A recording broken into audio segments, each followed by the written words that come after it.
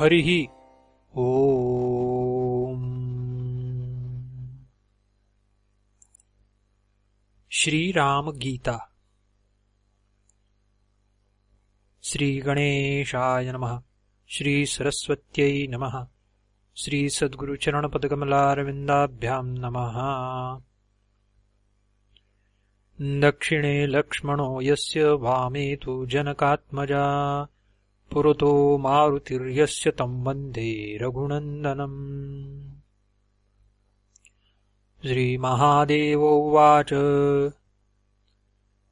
श्री महादेव जी बोले, हे पार्वती, तदनंतर रघुश्रेष्ठ भगवान श्री राम संसार के मंगल के लिए धारण किए अपने दिव्य मंगल देह से रामायण रूप अति उत्तम कार्तिकी स्थापना कर पूर्व काल में राजर्षि श्रेष्ठों ने जैसा आचरण किया है वैसा ही स्वयं भी करने लगे। उदार बुद्धि लक्ष्मण जी के पूछने पर वे प्राचीन उत्तम कथाएं सुनाया करते थे। इसी प्रसंग में श्री रघुनाथ जी ने राजा नृग को प्रमादवश ब्राह्मण के शाप से तिर्यग्योनि प्राप्त होने का वृत्तांत भी सुनाया।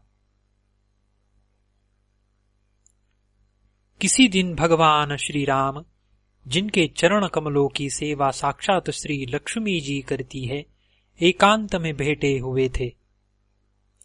उस समय शुद्ध विचार वाले लक्ष्मण जी ने उनके पास जाकर उन्हें भक्तिपूर्वक प्रणाम कर अति विनीत भाव से कहा, हे महामते, आप शुद्ध ज्ञान स्वरूप समस्त देहधारियों के आत्मा, सबके स्वामी और स्वरूप से निराकार है, जो आपके चरण कमलों के लिए भ्रमर रूप है। उन परम भागवतों के सहवास के रसिकों को ही आप ज्ञान दृष्टि से दिखलाई देते हैं। हे प्रभो, योगी जन जिनका निरंतर चिंतन करते हैं, संसार से छुड़ाने वाले उन आपके चरण कमलों की मैं शरण हूँ। आप मुझे ऐसा उपदेश दीजिए जिससे मैं सुगमता से ही अज्ञान रूपी अपार समुद्र के पार हो जाऊं।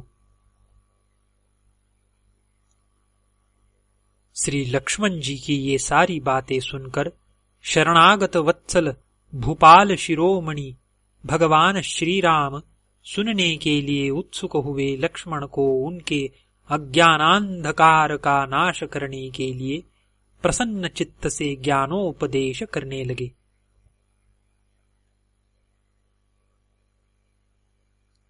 श्री राम जी बोले, सबसे पहले अपने अपने वर्ण और आश्रम के लिए शास्त्रों में बतलाई हुई क्रियाओं का यथावत पालन कर चित्त शुद्ध हो जाने पर उन कर्मों को छोड़ दे और शमदमादि साधनों से संपन्न हो आत्मज्ञान की प्राप्ति के लिए सद्गुरु की शरण में जाएं।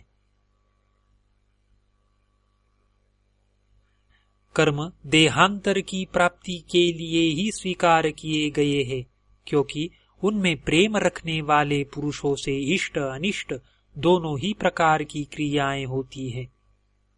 उनसे धर्म और अधर्म दोनों ही की प्राप्ति होती है और उनके कारण शरीर प्राप्त होता है, जिससे फिर कर्म होते हैं। इसी प्रकार यह संसार चक्र के समान चलता रहता है। संसार का मूल कारण अज्ञान ही है और इन शास्त्रीय विधिवाक्यों में उस अज्ञान का नाश ही यानी संसार से मुक्त होने का उपाय बतलाया गया है। अज्ञान का नाश करने में ज्ञान ही समर्थ है, कर्म नहीं, क्योंकि उस अज्ञान से उत्पन्न होने वाला कर्म उसका विरोधी नहीं हो सकता। कर्म द्वारा अज्ञान का नाश अथवा राग का क्षय नहीं हो सकता, बल्कि उससे दूसरे सदोष कर्म की उत्पत्ति होती है। उससे पुनः संसार की प्राप्ति होना अनिवार्य है। इसीलिए बुद्धिमान को ज्ञान विचार में ही तत्पर होना चाहिए। कुछ वितर्कवादी ऐसा कहते हैं कि जिस प्रकार वेद के कथनानुसार ज्ञान पुरुषार्थ का साधक है, वैसे ही कर्म वेद विहित है और प्राणियों के लिए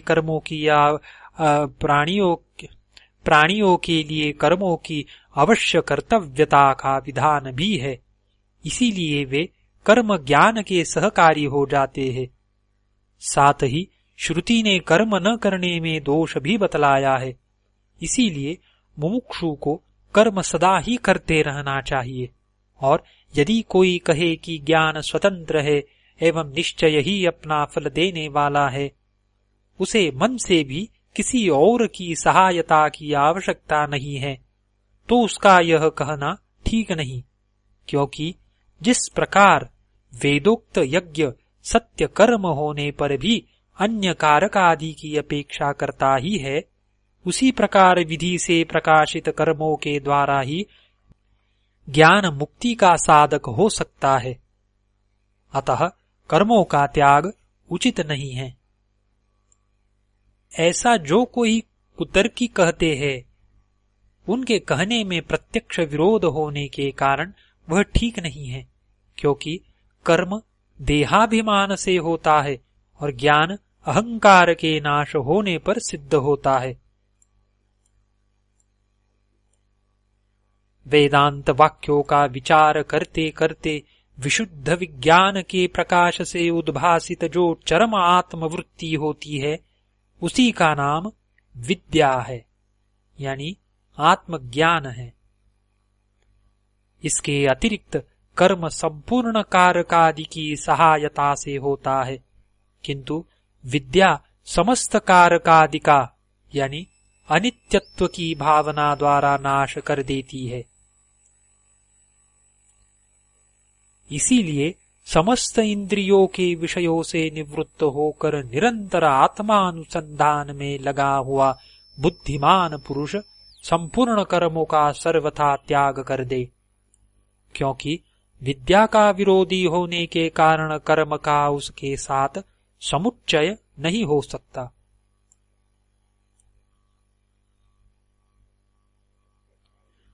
जब तक माया से मोहित रहने के कारण मनुष्य का शरीर आदि में आत्म भाव है, तभी तक उसे वैदिक कर्मानुष्ठान कर्तव्य है। नेति नेति आदि वाक्यों से संपूर्ण अनात्म वस्तुओं का निषेध करके अपने परमात्म स्वरूप को जान लेने पर फिर उसे समस्त कर्मों को छोड़ देना चाहिए।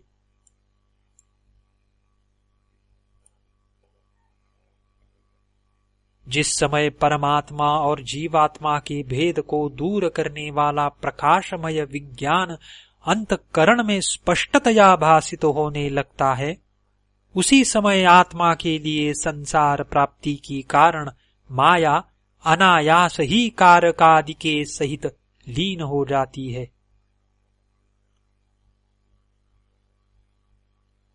श्रुति प्रमाण से उसके नष्ट कर दिए जाने पर फिर वह किस प्रकार अपना कार्य करने में समर्थ हो सकती है। इसीलिए उस एकमात्र ज्ञान स्वरूप निर्मल और अद्वितीय बोध की प्राप्ति होने पर फिर अविद्या उत्पन्न नहीं हो सकती।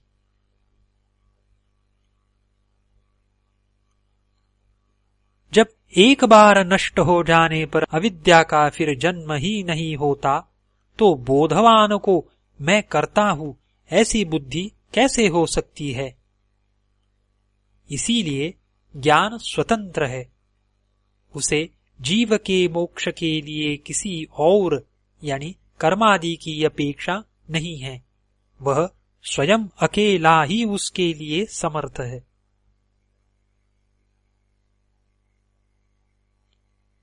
इसके सिवा तैत्तरीय शाखा की प्रसिद्ध श्रुति भी स्पष्ट कहती है कि समस्त कर्मों का त्याग करना ही अच्छा है, तथा ऐतावत इत्यादि वाजसनेयी शाखा की श्रुति भी कहती है कि मोक्ष का साधन ज्ञान ही है, कर्म नहीं। और तुमने जो ज्ञान की समानता में यज्ञादि का दृष्टांत दिया सो ठीक नहीं है, क्योंकि उन दोनों के फल अलग अलग है। इसके अतिरिक्त यज्ञ तो बहुत से कारकों से सिद्ध होता है और ज्ञान इससे विपरीत है, अर्थात वह कारक आदि से साध्य नहीं है।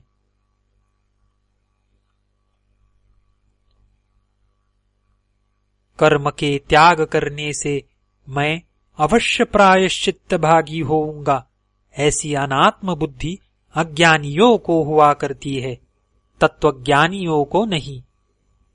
इसीलिए विकार रहित चित्त वाले बोधवान पुरुष को विहित कर्मों का भी विधिपूर्वक त्याग कर देना चाहिए।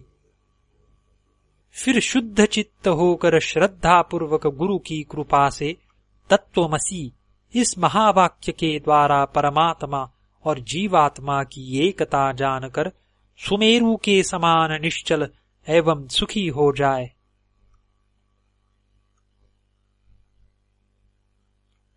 यह नियम ही है कि प्रत्येक वाक्य का अर्थ जानने में पहले उसके पदों के अर्थ का ज्ञान ही कारण है। इसी तत्वमसि महावाक्य के तत् और त्वम पद क्रम से परमात्मा और जीवात्मा के वाचक है और असि उन दोनों की एकता करता है।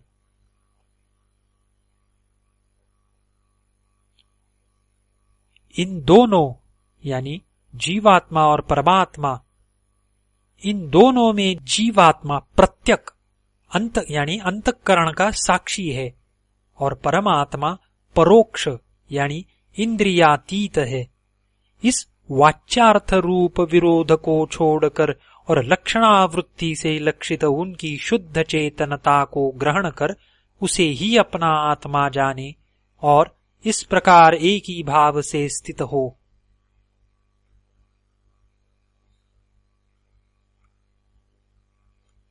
इन तत् और त्वम पदों में एक रूप होने के कारण जहती लक्षणा नहीं हो सकती और परस्पर विरोध होने के कारण अजहल लक्षणा भी नहीं हो सकती।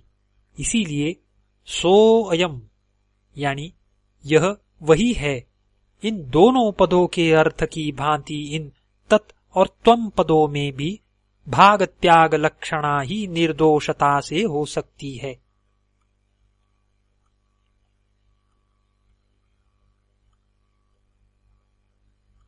पृथ्वी आदि पंचीकृत भूतों से उत्पन्न हुए सुख दुखादि कर्म भोगों के आश्रय और पूर्वोपार्जित कर्म फल से प्राप्त होने वाले इस महामय आदि अंतवान शरीर को विज्ञजन आत्मा की स्थूल उपाधि मानते हैं और मन, बुद्धि, 10 इंद्रिया तथा 5 प्राण, इन 17 अंगों से युक्त और अपंचीकृत भूतों से उत्पन्न हुए सूक्ष्म शरीर को जो भोक्ता के सुख दुखादि अनुभव का साधन है, आत्मा का दूसरा देह मानते हैं।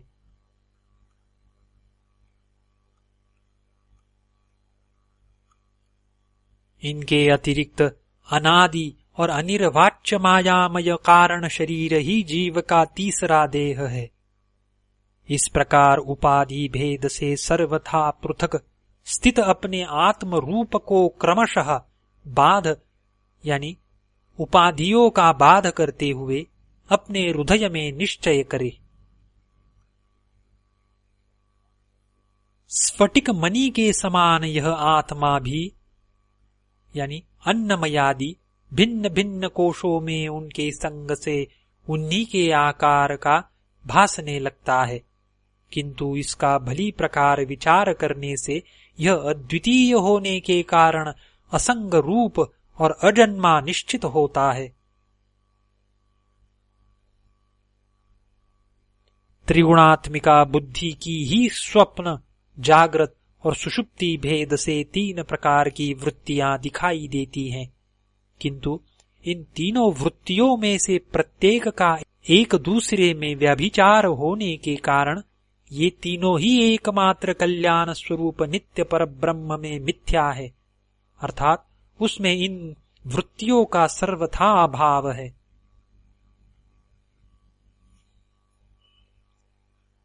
बुद्धि की वृत्ति ही देह, इंद्रिय, प्राण, मन और चेतन आत्मा के संघात रूप से निरंतर परिवर्तित होती रहती है।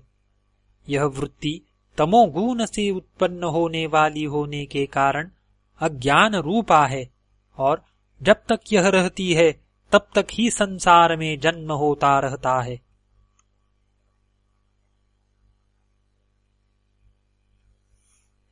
नेति नेति आदि श्रुति प्रमाण से निखिल संसार का बाध करके और हृदय में चिदघनामृत का आस्वादन करके संपूर्ण जगत को उसके सार रूपा सत यानी ब्रह्म को ग्रहण करके त्याग दे, जैसे नारियल के जल को पीकर मनुष्य उसे फेंक देते हैं।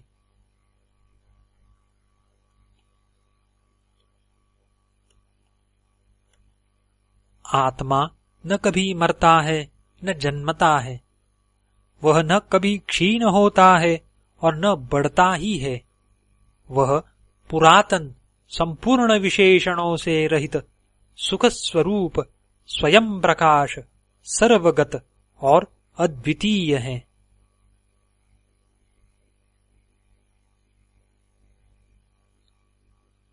जो इस प्रकार ज्ञानमय और सुख स्वरूप है, उसमें यानी ज्ञान होने के बाद यह दुखमय संसार कैसे प्रतीत हो सकता है? यह तो अध्यास के कारण अज्ञान से ही प्रतीत होता है। ज्ञान से तो एक क्षण में ही लीन हो जाता है, क्योंकि ज्ञान और अज्ञान का परस्पर विरोध है।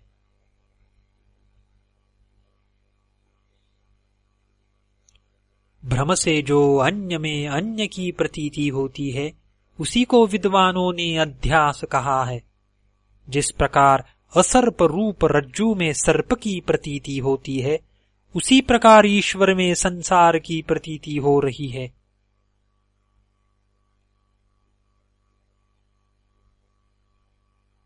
जो विकल्प और माया से रहित है, उस सब के कारण निरामय अद्वितीय और चित स्वरूप परमात्मा ब्रह्म में पहले इस अहंकार रूप अध्यास की ही कल्पना होती है।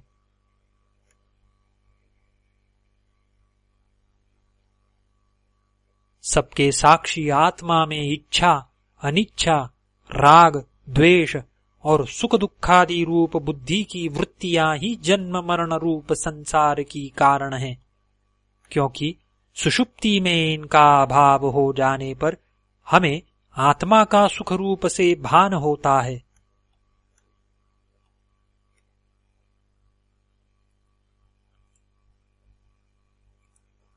अनादि अविद्या से उत्पन्न हुई बुद्धि में प्रतिबिंबित चेतन का प्रकाश ही जीव कहलाता है। बुद्धि के साक्षी रूप से आत्मा उससे पृथक है, वह परात्मा तो बुद्धि के परिच्छेद से रहित है।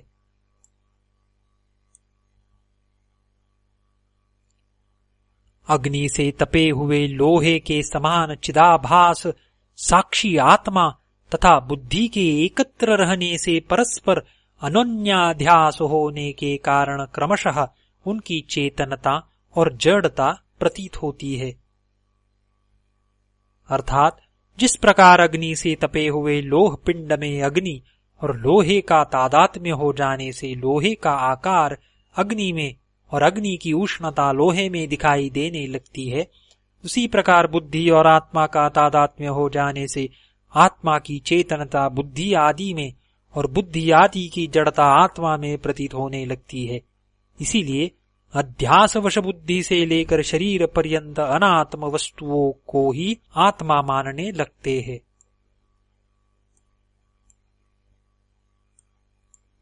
गुरु के समीप रहने से और वेद वाक्यों से आत्मज्ञान का अनुभव होने पर अपने हृदयस्थ उपाधि रहित आत्मा का साक्षात्कार करके आत्मा रूप से प्रतीत होने वाले देहादि संपूर्ण जड़ पदार्थों का त्याग कर देना चाहिए। मैं प्रकाश स्वरूप, अजन्मा, अद्वितीय, निरंतर भासमान, अत्यंत निर्मल, विशुद्ध, विज्ञान घन, निरामय, क्रिया रहित और एकमात्र आनंद स्वरूप हूँ। मैं सदा ही मुक्त, अचिंत्य शक्ति, अतीन्द्रिय, अविकृत रूप और अनंत पार हूँ। वेदवादी पंडित जन अहर्निश मेरा हृदय में चिंतन करते हैं।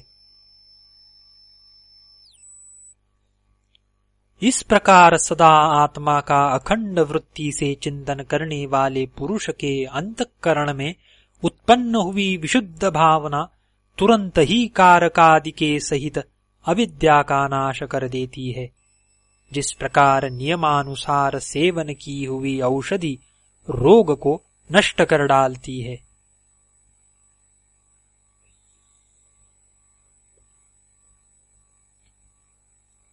आत्मचिंतन करने वाले पुरुष को चाहिए कि एकांत देश में इंद्रियों को उनके विषयों से हटाकर और अंतःकरण को अपने अधीन करके बैठे तथा आत्मा में स्थित होकर और किसी साधन का आश्रय न लेकर शुद्ध चित्त हुआ केवल ज्ञान दृष्टि द्वारा एक आत्मा की ही भावना करे।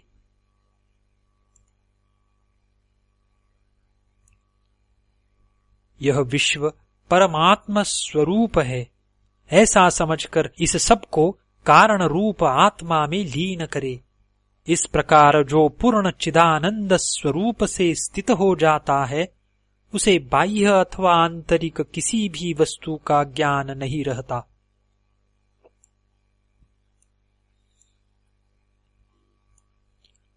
समाधि प्राप्त होने के पूर्व ऐसा चिंतन करे कि संपूर्ण चराचर जगत केवल ओंकार मात्र है। यह संसार वाच्य है और ओंकार इसका वाचक है। अज्ञान के कारण ही संसार की प्रतीति होती है, ज्ञान होने पर इसका कुछ भी नहीं रहता।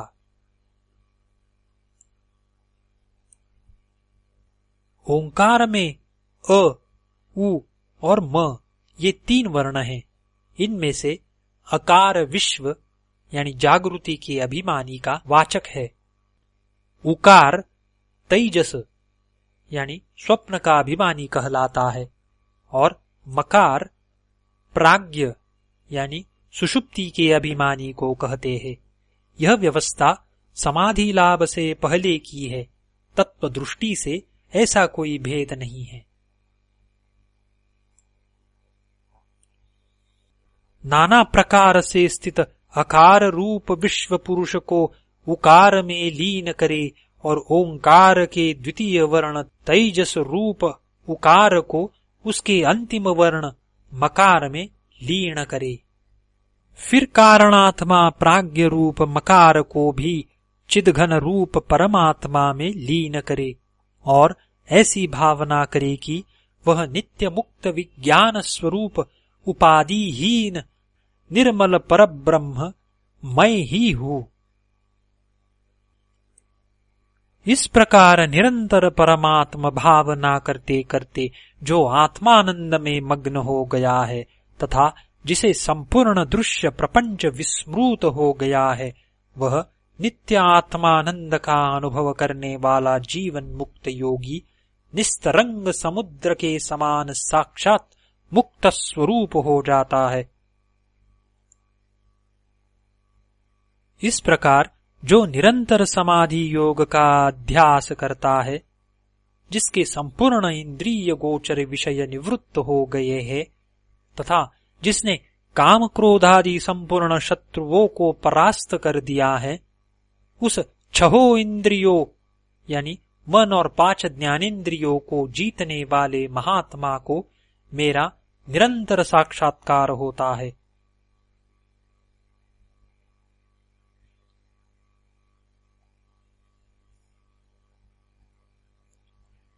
इस प्रकार अहर्निश आत्मा का ही चिंतन करता हुआ मुनि सर्वदा समस्त बंधनों से मुक्त होकर रहे तथा कर्ता भोक्तापन के अभिमान को छोड़कर प्रारब्ध फल भोगता रहे।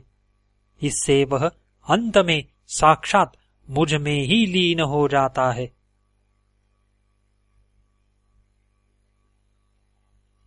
संसार को आदि, अंत और मध्य में सब प्रकार भय और शोक का ही कारण जानकर समस्त वेद विहित कर्मों को त्याग दे तथा संपूर्ण प्राणियों के अंतरात्मा रूप अपने आत्मा का भजन करे। जिस प्रकार समुद्र में जल, दूध में दूध, महाकाश में घटाकाश आदि और वायु में वायु मिलकर एक हो जाते हैं, उसी प्रकार इस संपूर्ण प्रपंच को अपने आत्मा के साथ अभिन्न रूप से चिंतन करने से जीव मुझ परमात्मा के साथ अभिन्न भावना से स्थित हो जाता है।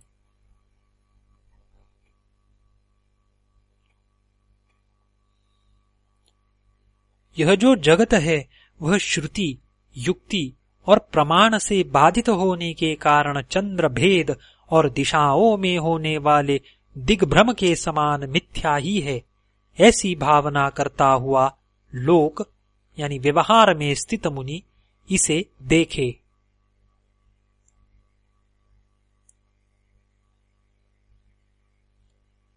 जब तक सारा संसार मेरा ही रूप दिखलाई न दे तब तक निरंतर मेरी आराधना करता रहे। जो श्रद्धालु और उत्कट भक्त होता है उसे अपने हृदय में मेरा रात दिन साक्षात्कार होता है।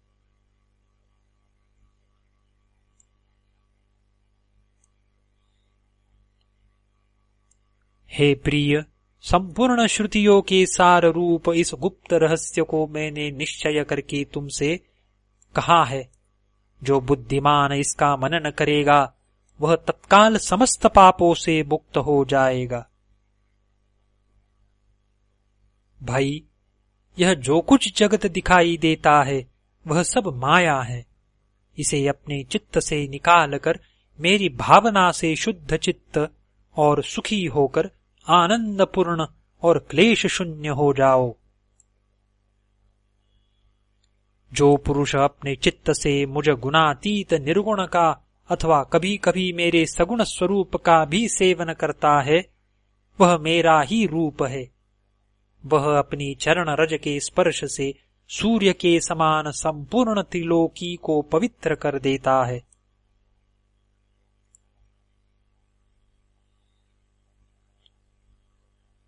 यह अद्वितीय ज्ञान समस्त श्रुतियों का एकमात्र सार है। इसे वेदांत वेद्य भगवत्पाद मैंने ही कहा है। जो गुरु भक्ति संपन्न पुरुष इसका श्रद्धा पूर्वक पाठ करेगा उसकी यदि मेरे वचनों में प्रीति होगी तो वह मेरा ही रूप हो जाएगा। इति श्रीमद्अध्यात्म रामायणोत्तरकाण्डान्तर्गता श्रीरामगीता सम्पूर्णा। तत्सत् श्रीकृष्णार्पणमस्तु।